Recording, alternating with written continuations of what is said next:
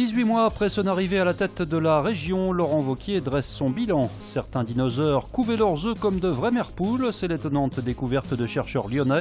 Enfin le boom de la cuisine à domicile qui donne des idées de reconversion à certains.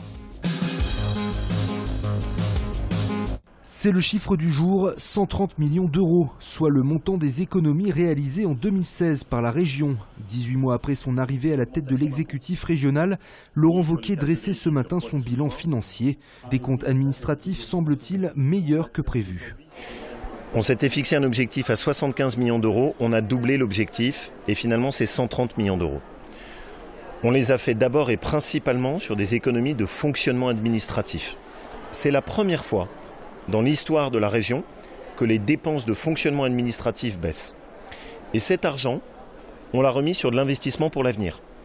Plus de financement de lycées, plus de financement de réseau Internet, plus de rénovation de rames de TER.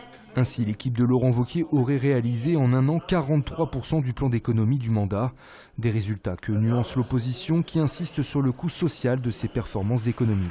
En réalité, il y a 10% qui sont liés à ces frais de fonctionnement administratif. C'est très bien, je ne les conteste pas. Pour l'essentiel, qu'a-t-on fait?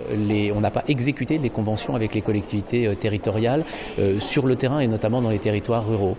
Moins 11 millions d'euros. 44 millions d'euros de dépenses en moins pour la formation des chômeurs en pleine période de crise. Il fallait oser.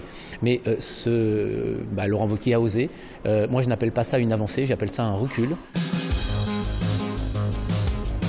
Voici ce sont des fragments de coquilles d'œufs de dinosaures. Des coquilles datant de 70 millions d'années, voilà ce qu'a entre les mains Romain Amiot.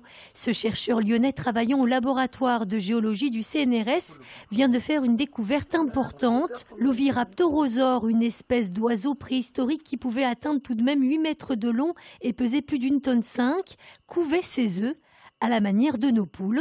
Un résultat rendu possible grâce à un procédé géochimique basé sur l'étude de l'oxygène. Tout est parti d'une opportunité que nous avons eue avec des collègues chinois qui nous ont montré des échantillons, des fossiles qui contenaient à l'intérieur l'embryon préservé sous forme de squelette. Et c'est là qu'est née la collaboration et nous avons dit, avec les isotopes de l'oxygène, il devrait être possible de calculer à quelle température l'os s'est formé.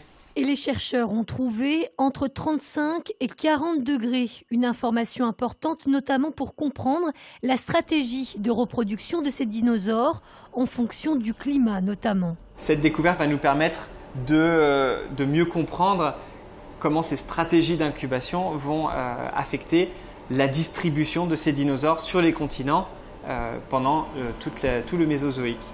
Grâce à cette découverte, d'autres études sur des espèces primitives vont pouvoir ainsi être réalisées, notamment sur certains reptiles ayant vécu bien avant les dinosaures.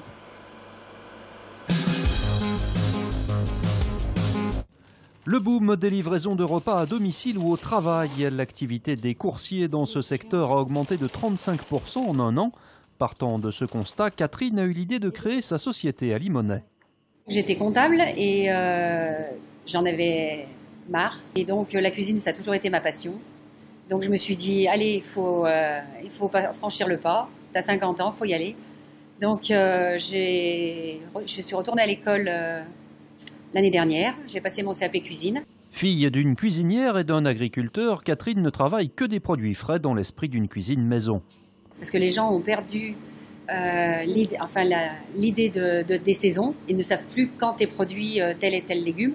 Et donc, je ne vais jamais faire des tomates farcies en plein mois de décembre. Les fraises, c'est mai, juin, et puis il y a aussi en septembre, il y a des remontantes. Je ne veux absolument cuisiner que des produits de saison. Et quand elle quitte sa cuisine, c'est pour aller livrer ses commandes. Donc voilà, donc le clafoutis aux pêches, il y a le concombre avec les chèvres et puis la menthe, le pavé de saumon. J'ai pas fait trop cuire pour que comme il va être très chauffé au micro-ondes. D'accord. J'ai pas le temps de rentrer chez moi et donc je préfère faire appel à Catherine pour me servir des bons petits plats et manger comme à la maison. Voilà, on peut pas manger des sandwichs tous les jours, donc c'est vrai que ce genre d'initiative est quand même agréable. Là on est en train de foncer là. Wow. Un an après son lancement, le Lyon City Tram connaît un franc succès auprès des touristes ou des Lyonnais qui veulent redécouvrir leur ville. Ce petit train touristique s'élance depuis la place de la Comédie à l'assaut de la colline de la Croix-Rousse. Il n'y avait pas de moyen de transport spécifique, touristique, pour découvrir ce quartier. Donc ça a été une volonté de répondre à cette demande. Donc l'idée effectivement d'un petit tram qui pouvait se faufiler, arpenter les petites ruelles étroites de la Croix-Rousse. C'est un moyen sympa de se rendre sans effort sur la colline. 6 à 7 départs quotidiens sont proposés tous les jours de l'année. 47 passagers peuvent prendre place dans ce véhicule original doté d'un toit panoramique. Il a été conçu spécialement pour la ville de Lyon. Il faut savoir que c'est le tout premier tram homologué de ce type-là au monde.